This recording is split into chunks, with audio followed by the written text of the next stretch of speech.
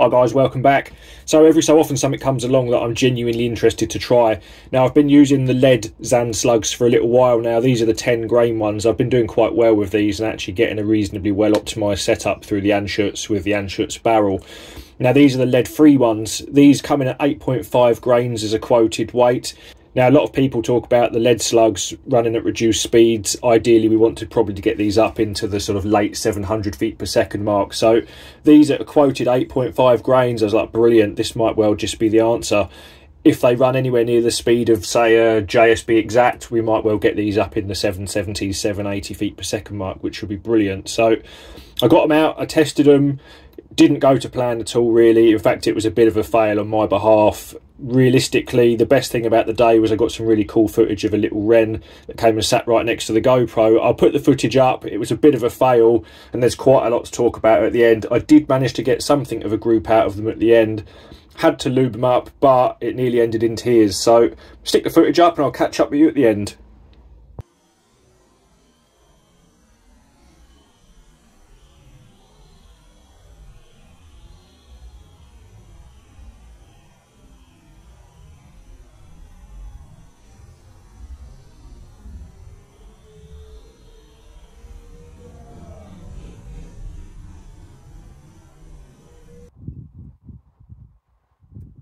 Wow, that's really tight in the barrel. 618. The actual combo itself works. Don't worry about where it says FAC. I haven't put the pellets actual weight in there. I'm just literally reading the feet per second. So we'll work out what that is given the pellet weight, but it's not FAC, it's well under. Give it another single shot and then we'll see how it goes. Right, so I've just done a second shot. That gave 535 feet per second, so well down. These are really tight in the breech. I'm surprised they're leaving the barrel. We'll get another one off quickly, just to give us 3, and then we'll test the lubed ones, because hopefully them lubed ones will come through a bit faster.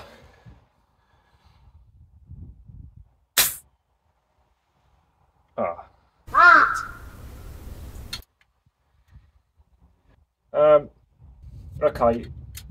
Of all of the slugs we've tried so far, we've tried the great big JSBs. They're really tight. This is the first one that I've got stuck in the barrel. Let's see if we can actually fire it out. No. Marvellous. Right, okay, get the tools out. What a good start that is.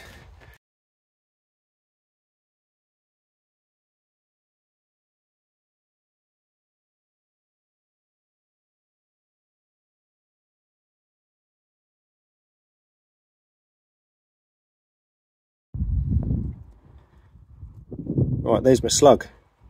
That's the crown end, that's the breech end, so it's made it most of the way through up until it's hit that choke. Now the choke on the Anschutz barrels is one of the most delicate chokes out there. There's no chance that this would have even got through the CZ barrel, and almost certainly not through the Walther either, so it's not a good start. I'm going to rod this through. I've got some little bamboo sticks, some little skewers, so we'll see if we can get it out, and then we'll try the lubed ones and see whether or not the same happens again. So I think I'll leave the shroud off going forward for the moment. Let's see how it goes.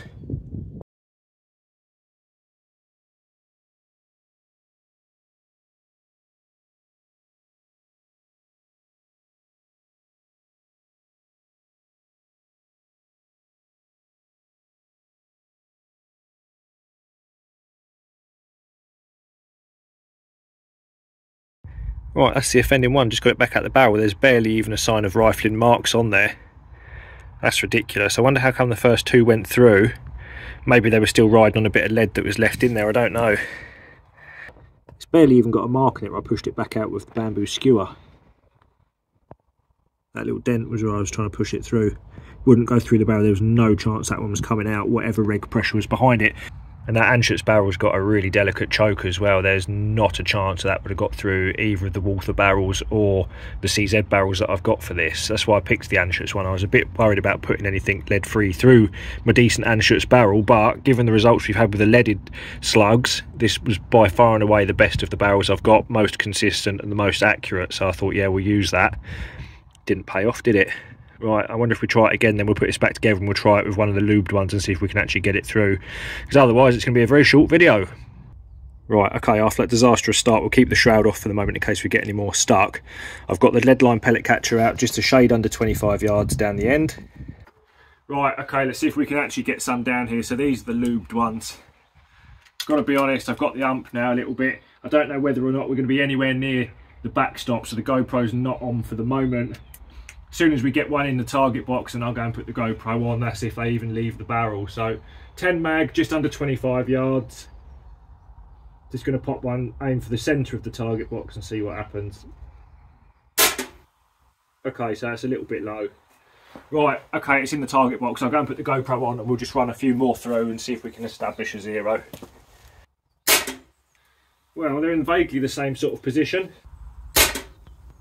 It's a bit frustrating so far because this barrel is the slickest of all of the others, with the loosest choke and actually the loosest bore of the lot, and it's also got the slowest twist rate. So as the twist rate goes up, it scrubs the speed off of your ammo as well. Of all of the barrels that I've got, this was likely to give the best performance for this type of slug. Well, there is two next to each other. It's taken a real wedge to get these into the barrel. It's actually hurting my thumb pushing these in.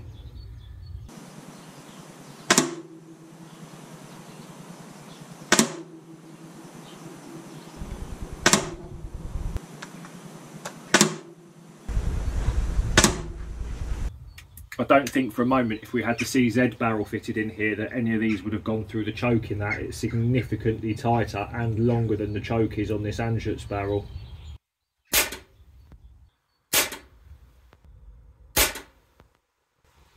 Right, we have got something of a little group there. Not great, but we have got a bit of a group. So it looks to be about 4 slugs width, something like that.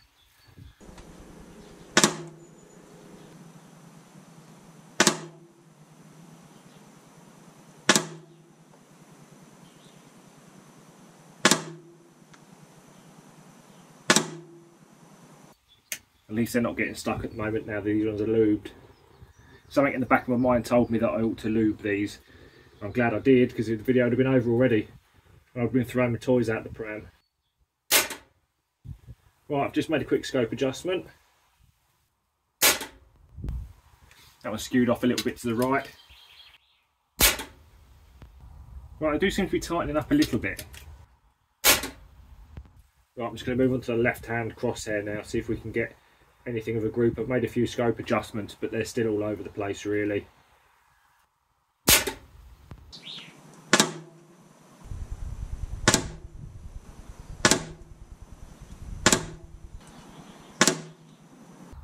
These would certainly be a candidate to be used in chokeless barrels.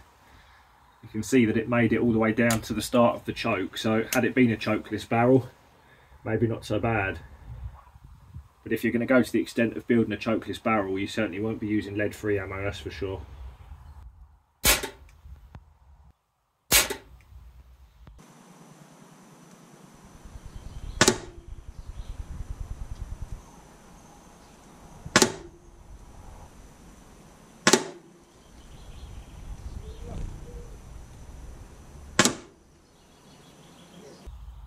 Huh, there's a little tiny bird. Look like a little wren.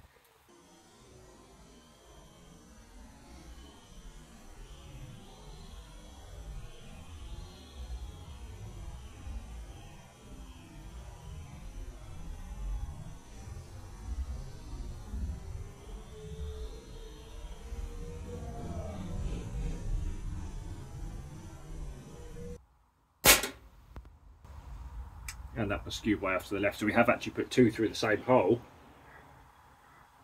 but then the next one just skews off. Wow, they're all over the place. It's not surprising considering the way that these feel loaded now. Of course, because I'm loading directly to the barrel with my thumb, there's no probe or anything, so I'm controlling the depth that they're going in at, and they're really hard to actually get to see evenly in that barrel. There's obviously a slight variation in the size of these, and because of how hard they are, they just don't deform really at all. So it'd be interesting to go and have a little look in the back of the target box and see what we've got, but so far the performance is pretty poor. We've put 2 through the same hole. Yeah, not great. Let's go and see what sort of damage they've done to that backstop. That would be interesting.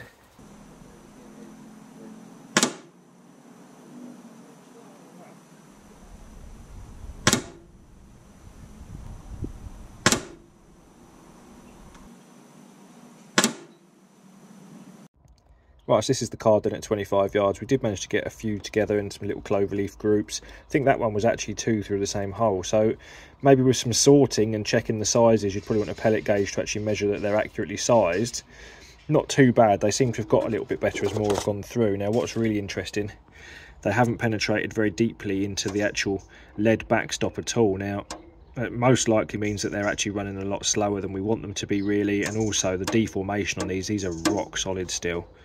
You can probably pick half of those out. We'll have a good look at this when we get home. We're going to run them out to 40 yards. We can get tucks along the hedge line and see how it goes, but not too impressed so far. The H&Ns, the greens, were certainly much better than these in terms of probably expansion as well, which is strange. So let's get a 40 yard set up and we'll see how they go at that. Right, same spot as last time. 40 yards, tucked down this left hedge line. And target's out there. Get your set up and see if we can hit anything at all. Right, so here we are then, we're at 40 yards. GoPro should be on now. Let's get one of these loaded and see if we can actually hit anything. We've got a gentle breeze running, but of course, if there is a lead ban, you won't be needing to use lead-free pellets indoors. It looks like the majority of shooting clubs are going to have some dispensation to use lead still indoors. So of course, primarily they're going to be used outdoors. Wind's coming from left to right, slightly over the top of us, but of course the hedge line's here, so we're relatively sheltered, tucked quite down to the ground. So I'm controlling the back of the rifle. We're just going to aim for the very centre of the card at 40 yards. Quite enough a kick. Right, it's a full mil dot of drop. The stabiliser system in here is really not coping very well. Okay, right, well that one's basically pretty much touching the same hole, so that's not too bad at that sort of range. That one's moved a little bit to the right. Where they've got that wax lube on them, it's really hard to hold on to these, but I'm glad that I did actually think about lubing some before we came out. Otherwise it would have been game over. Cool. That sight picture's really jumpy. As I said, the stabiliser system in this just can't keep up with that extra whack that it's getting.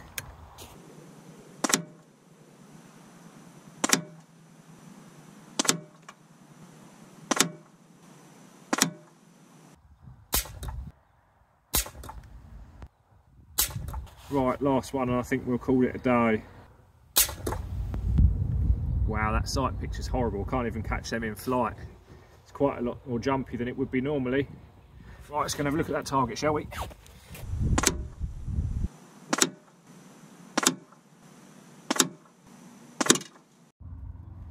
Right, so that's the card at 40 yards then. So a couple of little 5-shot groups. We've got a bit of scattering. We are fairly sheltered here. There is a bit of a breeze running from left to right, but we've got quite a bit of elevation change. They're inconsistent loading, hurting the old thumb, actually getting them into the barrel. It certainly feels as if the rifle's struggling to get these to leave the barrel. And if I'd had the CZ barrel in here, for instance, I'm pretty sure that I wouldn't have been able to get even these lubed ones out down to a target. So we'll get these home, we'll have a look in the old pellet trap and see what they look like. We'll look at the expansion of these.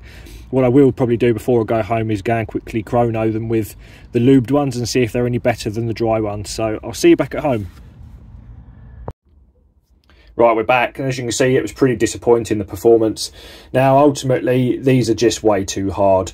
As I've said already, the Anschutz barrel is the slickest of the lot. It has a slightly slower twist rate than all of the other barrels, which would generally, certainly with lead pellets, they will run slightly faster than they will do through a faster twist rate. The faster twist rate scrubs some of the speed off. So, on paper, the Anschutz barrel was definitely the one to have used over the others.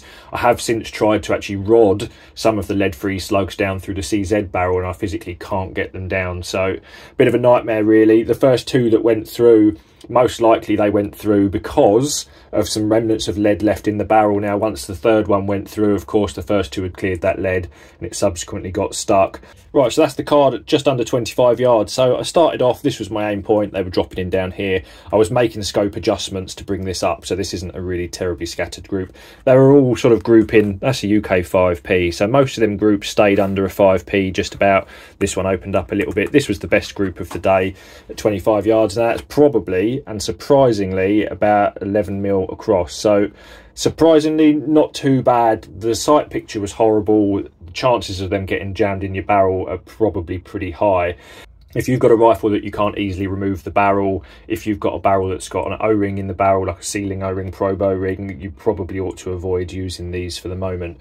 The way that they're sized compared to the lead versions, now these look like they're swaged on what would be a 13 grain lead one.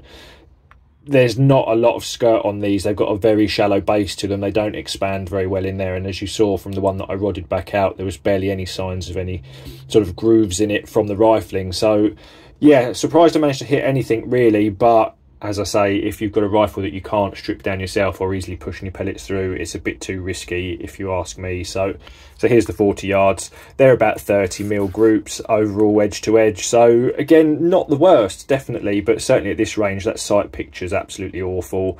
The rifle was really struggling to get these down through the barrel. Now, chronoed them up. So the first one that I shot went through at 618. Now, there was obviously some remnants of the lead in there.